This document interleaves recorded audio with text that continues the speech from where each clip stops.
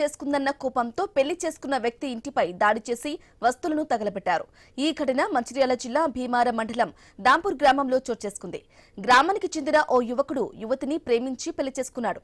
విషయం తెలిసిన అమ్మాయి కుటుంబ సభ్యులు యువకుడి ఇంటిపై దాడికి వెళ్లారు. ఇక తాళం వేసి ఉండటంతో దాన్ని పగలగొట్టి తమ వెంట తెచ్చుకున్న పెట్రోల్ పోసి నిప్పటించారు. యువకుడి తండ్రి ఫిర్యాదుతో నిందితులపై పోలీసులు ఎస్సీ ఎస్టీ అట్రాసిటీ కేసు నమోదు చేశారు. జంగంపల్లి సులైమని లవ్ మ్యారేజ్ చేసుకుని పోలీస్ స్టేషన్ వచ్చి సరెండర్ అవ్వడం జరిగింది.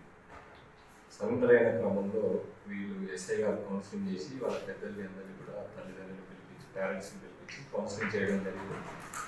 ఇద్దరు మేజర్స్ కాబట్టి వాళ్ళ ఇష్టానుసారంగా నేను సపరేట్గా జీవిస్తానని చెప్తే ఆ కార్యక్రమాన్ని అంతా కూడా ఎస్ఐ గారు ప్రాపర్ కౌన్సిలింగ్ చేసి వాళ్ళని పంపించడం జరిగింది.